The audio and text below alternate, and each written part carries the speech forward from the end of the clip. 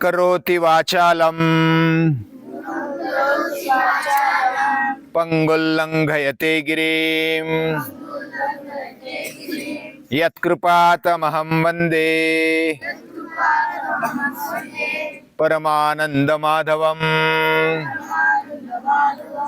परमानंदमाधवम।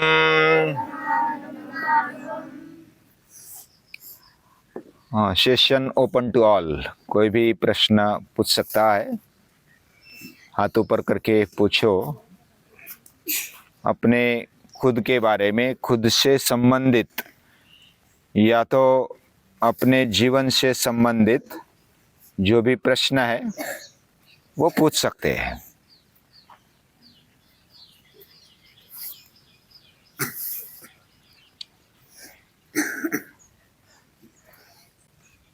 पहले तो हमें अपने जीवन को समझ लेना चाहिए और समझने के लिए प्रश्न पूछना चाहिए। एक अर्थ ऐसा होता है कि प्रश्न नहीं पूछते इसका मतलब सब कुछ मालूम है, या तो दूसरा अर्थ ये हो सकता है कि प्रश्न नहीं पूछते इसका मतलब हमें अपने जीवन से कुछ लेना देना नहीं है, जैसा होता है वैसा होने दो, जो होगा सो देखा जाएगा। यानी ऐसे भी हो सकते हैं। अखिलेश प्रश्न पूछ रहा है, शांति से पूछो।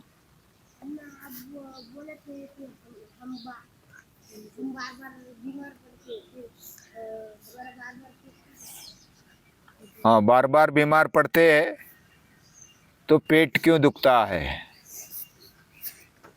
अभी कल हमने विषय निकाला था कि सभी रोगों का ज्यादातर मूल यानी मूल कारण अगर कुछ है तो वो क्या है? मल का जमना, मल का शरीर में इकट्ठा होना और मल जाने का जो भी तरीका होता है इस दुनिया में मनुष्य मात्र में, वह है खाना। हम खाते हैं तो उसमें कचरा चला जाता है। अभी जो हमें दिखाई भी नहीं देता, यानी रेगुलर भोजन में ही जो हमें स्वादिष्ट लगता है, मीठा लगता है, या तो जो भी जिसकी टेस्ट चाहती है उसके अनुसार वो खाता है, फिर भी उसमें कचरा होता है। अगर कचरा नहीं होता तो हमें विष्ठा ही नहीं आती। हमें मल आता है, इसका मतलब वो हमारे लिए कचरा ही है, हम बाहर फेंक देते हैं रोज। तो हम कचरा अंदर डालते हैं, ज्यादातर कचरा डालते हैं, और जब बाहर नहीं निकलता तो वो अंदर रुक जाता है। समझो कि दाल की, वरण की वाटी है, वो हमने 4 घंटे वैसे ही रखी, 8 घंटे रखी, 2-4 घंटे तो अच्छी रहेगी। 8 घंटे के बाद उसका खराब होना चालू हो जाएगा। यानी उसमें पहले तो अम्ल बढ़ेगा, खट्टी लगने लगेगी, फिर धीरे धीरे 12 घंटे रखेंगे, 15, 20, 24 घंटे रखेंगे तो उस पर एक सफेद ऐसा बुरशी आ जाएगा, फंगस आ जाएगा। फिर अगर और रखा तो उसमें से बुलबुले आने शुरू हो जाएंगे। आप रख के देखो,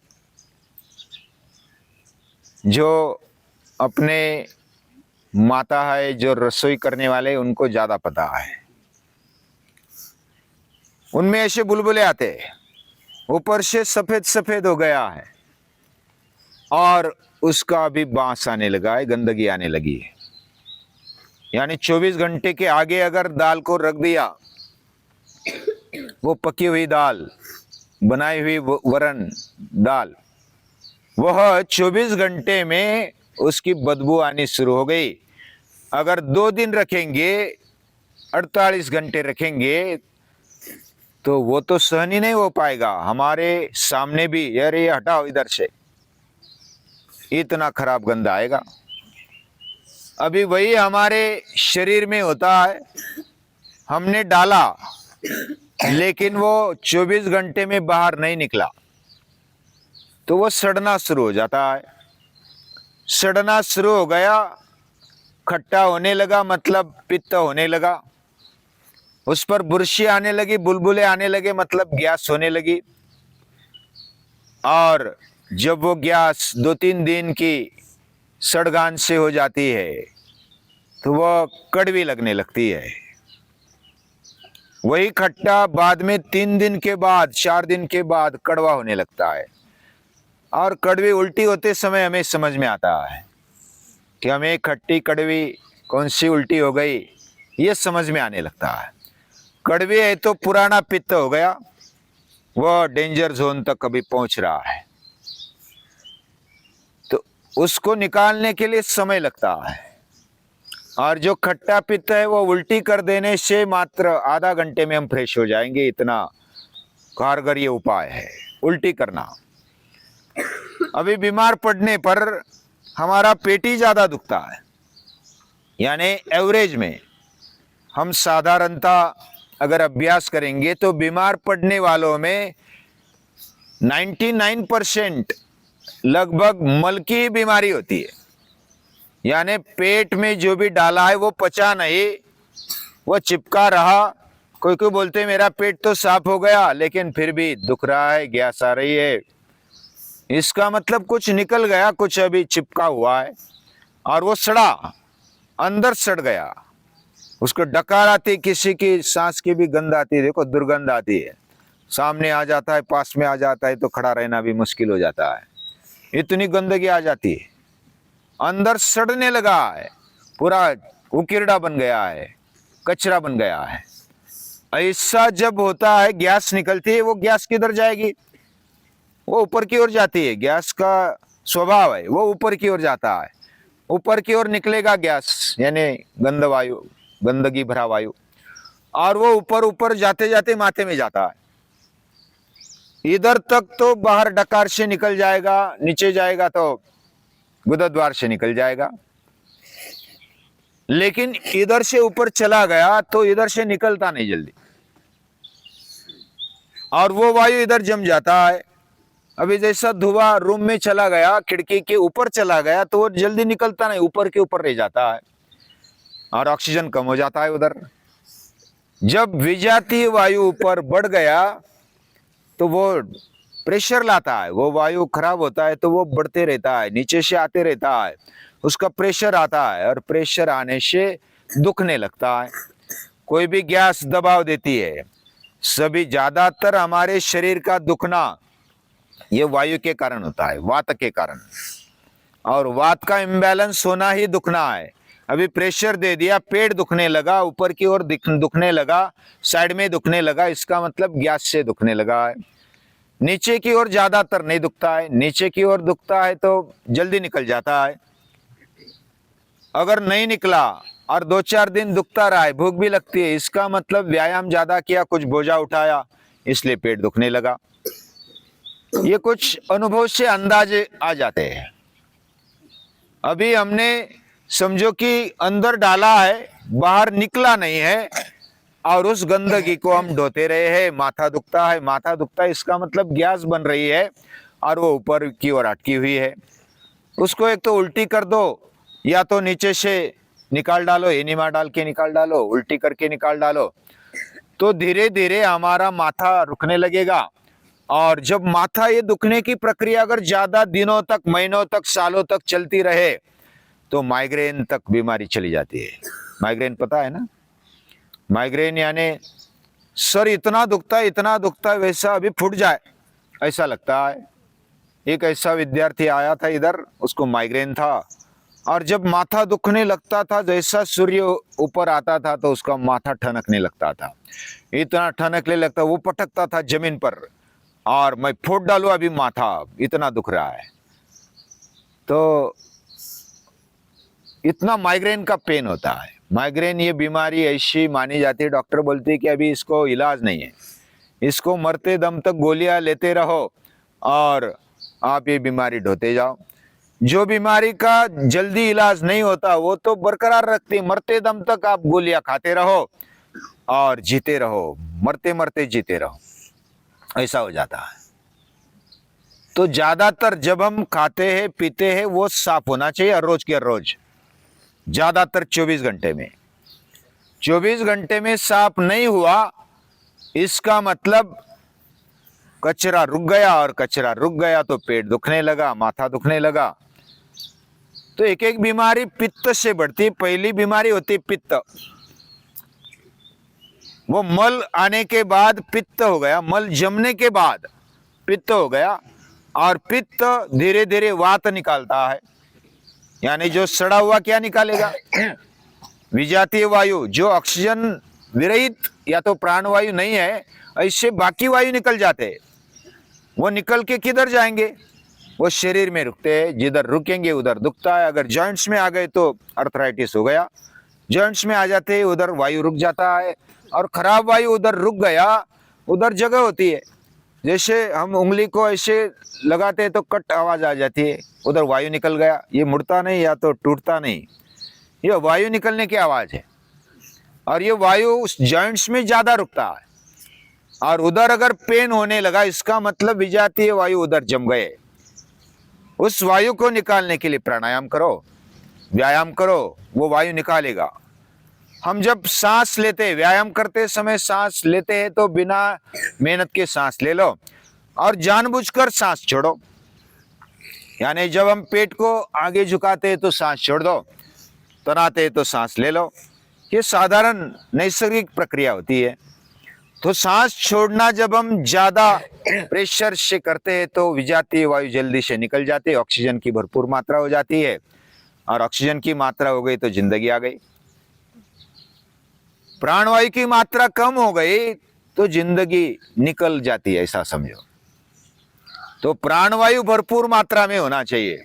जिसके शरीर में प्राणवायु भरपूर मात्रा में है वो आनंद से जीता है, नाचता है, कूदता है, उत्साह से रहता है, वो उसका कोई भी मूड हाफ नहीं होता, वो मूड में रहता है हमेशा। उसके जीवन में, उसके शरीर में प्राणवायु भरा है। जिधर भी प्राणवायु है उधर जिंदगी है, जिधर प्राणवायु नहीं रहा, जिधर विजातीय वायु आ गए उधर मौत आ गई, ऐसा समझो। अभी यहां तक रुकता हूं, क्योंकि मूल कारण है पेट का खराब होना, मल का जमना, और वो पेट ही ज्यादातर हमारे रोगों का कारण है। ये समझ के चलो, सर्दी हो गई, खांसी हो गई, बुखार आ गया, या तो जो भी माइग्रेन हो गया, या तो बीपी, डायबिटीज, जो ऐसी क्रोनिक बीमारी है अभी उसके शुरुआत, उसका स्टार्टिंग पेट से ही होता है। वजन बढ़ गया, ये भी पेट से ही होता है। कोई भी बीमारी, लगभग 99% बीमारी मल के कारण होती है, और मल को निकालने के लिए हमारे शरीर में ज्यादातर छिद्र है, लेने के लिए कम है। भगवान ने या तो जिसने भी ये शरीर बनाया उसने सही बनाया है, यानी हम अंदर डालते हैं, कहाँ कहाँ से डालते हैं, इधर से डाला, नाक से सांस ले लिया, कान से भी थोड़ी आवाज ले ली, या तो कुछ कचरा जाता है, आंख में भी जाता है, और निकालने के लिए भी वो काम आता है, कान, नाक, आंखें, फिर मुख, फिर मलमूत्र विसर्जन इंद्रिय, ये निकालने के लिए भी काम आ जाते हैं। डालने के लिए कुछ काम आ जाते हैं और ज्यादा निकालने के लिए काम आ जाते हैं, और पूरे शरीर पर सछिद्रता है, यानी हमें पसीना आता है, पसीना आता है तो कितने सारे छिद्र है निकालने के लिए। हमारी जैसी किडनी काम करती है ना, वैसी त्वचा भी काम करती है। किडनी स्वच्छ करने का काम करती है शरीर को, वैसे पूरी त्वचा हमारे शरीर को स्वच्छ करने की काम करती है। और वो व्यायाम से या तो मेहनत करते हैं तो पसीने से हमारा शरीर स्वच्छ और साफ हुआ होता है। तो ये बात हमें ध्यान रखनी चाहिए। कचरा हर रोज के हर रोज निकलना चाहिए, नहीं निकला तो भोजन बंद कर दो, पानी जाता पीते रहो, पानी से साफ हो जाएगा, लंघन करो, तो लंघन से साफ हो जाएगा। अभी हम पहला ही निकला नहीं है, ऊपर डालते जा रहे हैं और बोल रहे हैं कि अशक्तता आ रही है, दुर्बलता आ रही है और दुर्बलता बढ़ेगी। अभी जो शक्ति भगवान रिपेयरिंग में लगाने वाला है, वो शक्ति वो किधर लगाने वाला है? अभी खा लिया तो पचाने में लगानी पड़ेगी, वो निकालने में लगानी पड़ेगी। ज्यादातर शक्ति उसी में उसका दम हो जाता है। कचरा निकालते निकालते, पचन कराते कराते उसका दम हो जाता है। भगवान पर हम प्रेशर डालते, कोई भी, जैसे हम रूम साफ कर दिया, जैसे हमने अभी पाठशाला धो डाली, हमारी इमारतें धोई, तो धोने के बाद उसको पूरे सूखने दो, बाद में फिर सामान ला के रखो। हम अभी पहला ही सूखा नहीं है, ऊपर से डाल रहे, कचरा पहला ही जमा है, ऊपर से डाला है, ऊपर से डालते गए, फिर जन्म से लेकर अभी तक, तो वो नीचे नीचे पूरा मल जम जाता है, काला कलुटा हो जाता है, पता नहीं क्या क्या हो जाता है। तो इतना कचरा जमने के बाद फिर जो चिपका ना, ज्यादातर चिपक गया, वो क्रोनिक बीमारी का रूप ले लेता है हमारे शरीर में। और चिपका ही इतना ही नहीं, हमारी जठर में, छोटी आंतों में, बड़ी आंतों में, किडनियों में, और धीरे धीरे वो सोख लेता है हमारा शरीर। फिर रस, रक्त, मांस, मेद, अस्थि, मज्जा, शुक्राणु तक वो कचरा चला जाता है। हमारा बीज भी खराब हो जाता है। और इतना खराब हो गया बीज, फिर नया क्या निर्माण करेगा? खराबी निर्माण करेगा। यानी हमारे अंदर जो भी हम खाते हैं उसका रस हम खींचते हैं, रस से रक्त बनता है, रक्त से मांस, मेद, अस्थि, मज्जा, शुक्र, और तेज भी बढ़ता है। हमारी शक्ति, हमारी ऊर्जा उसी से बढ़ती है। और ये बात धीरे धीरे हम कचरा बढ़ाते जाएंगे तो सप्त धातुओं में कचरा जाने लगता है, और अंदर अगर घुस गया और वो कफ, पित्त, वात का इम्बैलेंस पैदा करता है। वैसा इस तीनों की बैलेंस की उसका होना चाहिए, समान रूप में होना चाहिए। जिसकी जितनी आवश्यकता है उतना कफ भी होना चाहिए, उतना वात भी होना चाहिए, उतना पित्त भी होना चाहिए पचाने के लिए। लेकिन उसका एक्सेस बढ़ गया तो कम हो गया तो प्रॉब्लम है, वायु ज्यादा हो गया कम हो गया तो प्रॉब्लम है, पित्त ज्यादा हो गया कम हो गया तो प्रॉब्लम है। कभी हमें काम आता है, जब हम कोई बोझा उठाते हैं तो हमारी हवा अंदर रोकने के लिए वो गम चाहिए। गम यानी चिपकाने वाला, हमें शक्ति देने वाला, उसको बलगम बोला जाता है। बलगम यानी जो कफ होता है ना, उसको बलगम बोला जाता है। तो वो बल भी देता है। जिसके शरीर में कफ युक्त अगर शरीर जिसका है तो वो पहलवान अच्छा रहता है, यानी वो बलवान होता है। अभी वो जाने दो, विषय अलग हो जाएगा। लेकिन इसका बैलेंस होना चाहिए। कफ, पित्त, वात का बैलेंस जिसके जीवन में है, जिसके शरीर में है, वह मजबूत रहता है और निरोगी रहता है। यानी मूल प्रश्न पूछा है अखिलेश ने। अभी और कोई पूछता है? हाँ, श्री हर्ष क्या पूछता है? सर्दी खांसी क्यों होती है? मैंने पहले बताया कि मल पहले जमता है। हाँ, तेरा भी प्रश्न पूछ ले त्यागराज। हाँ, आलस्य क्यों आता है? हाँ, दोनों में अभी साथ में प्रश्न का उत्तर दे देता हूं। अभी श्री हर्ष ने पूछा कि सर्दी खांसी क्यों होती है, और त्यागराज ने पूछा, क्या पूछा? आलस्य क्यों आता है।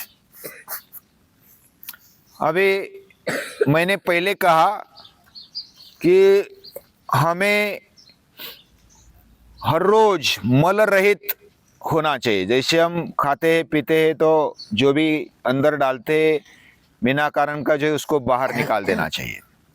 पानी अच्छा पी लेते तो बाहर निकाल देते हैं। सर्दी खांसी क्यों होती है? इसका मूल कारण होता है मल। अंदर मल जम गया। मैंने जो भी निरीक्षण किया उसके मैं कुछ उदाहरण देना चाहता हूं। मैंने जब भी तला हुआ खाया, और जब वातावरण का भी असर होता है, और जब हम तला हुआ खाते हैं, ज़्यादा मिष्टान्न खाते हैं, और वातावरण का भी कुछ चेंजिंग होता है, उस समय सर्दी खांसी हो जाती है। अंदर मल जम गया और मल जम जाने के बाद उधर जीव जीवाणु आते हैं और शरीर उसका प्रतिकार करने के लिए वह सर्दी लाता है। यानी अंदर जो भी जीव जीवाणु अंदर नहीं जाने चाहिए वह नहीं जाने के लिए हमारा शरीर प्रतिकार करते रहता है, वो बाहर फेंकना चाहता है और बाहर फेंकने के लिए ये सर्दी खांसी हो जाती है।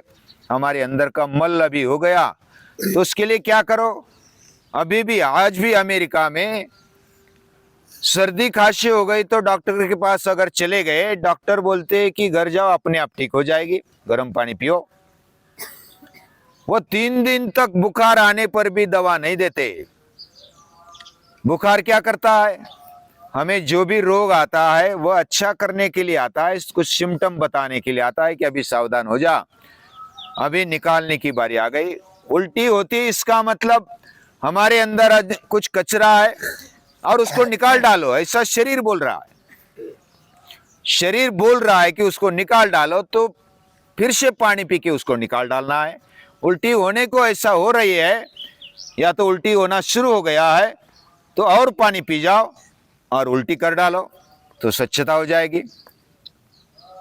जो भी बुखार आ गया इसका मतलब हमारा शरीर टेम्परेचर से हमारे अंदर जो विजातीय जीवाणु आ गए उसको मारना चाहता है। अगर बुखार ही नहीं आने दिया तो जीव जंतु मरेंगे नहीं बिना कारण के। कुछ जीव ऐसे होते हैं वो हमारे शरीर को आवश्यक होते हैं, तो इसके कारण सर्दी खांसी हो जाती है। अभी आलस्य क्यों आता है, आलस्य आने का भी कारण मल है।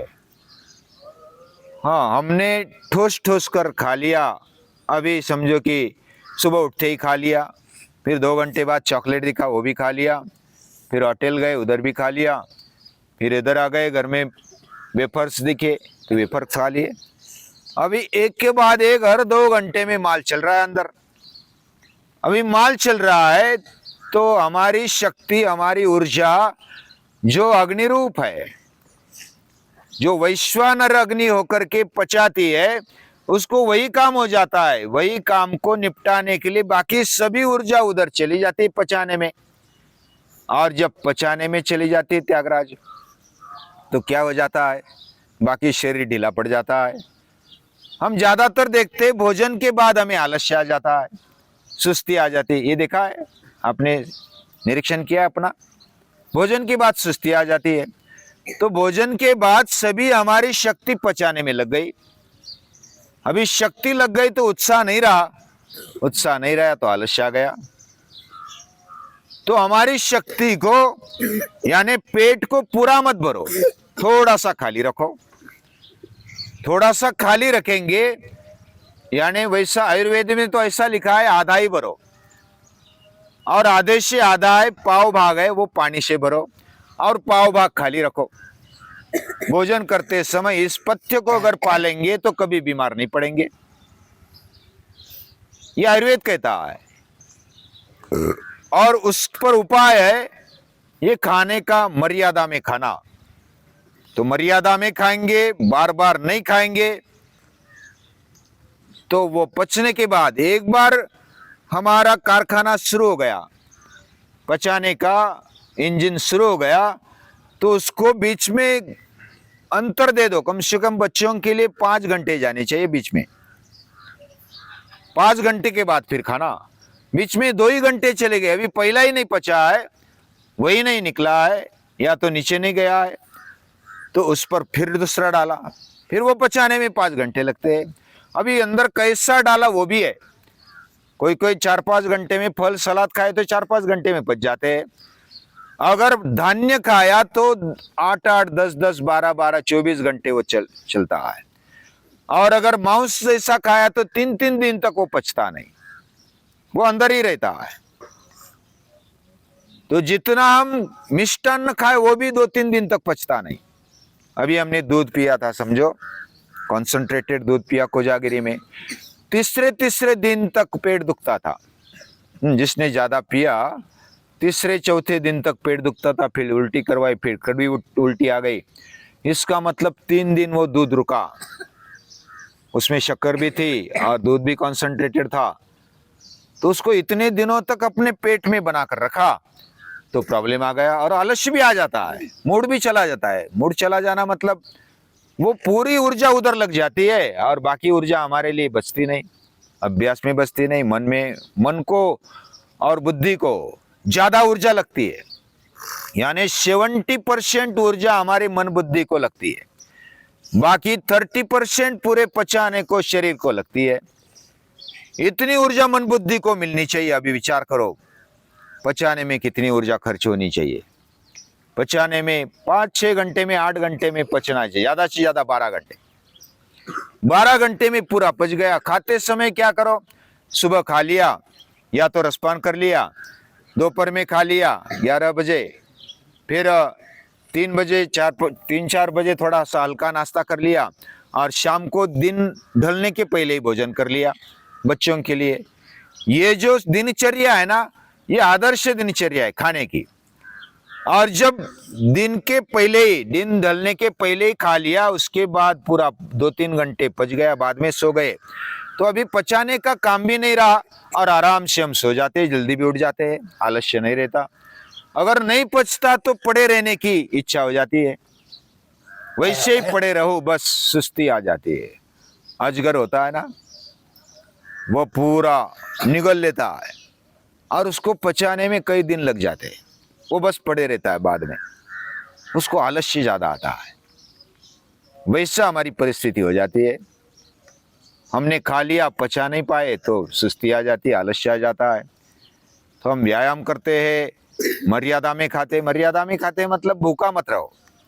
बच्चों के लिए भूखा भी नहीं रहना चाहिए, तो समय पर खाना चाहिए, पेट भर के खाना चाहिए, थोड़ा सा बाकी रखना चाहिए। ऐसा अगर खाएंगे पिएंगे, समय पर खाएंगे, तो बीमारी का नाम हमारे जीवन में नहीं आएगा। अभी समय तो वैसा ज्यादा हो गया लगता है। अभी रुकते, वैसे बहुत अच्छे प्रश्न पूछे, सभी को धन्यवाद, नमस्कार।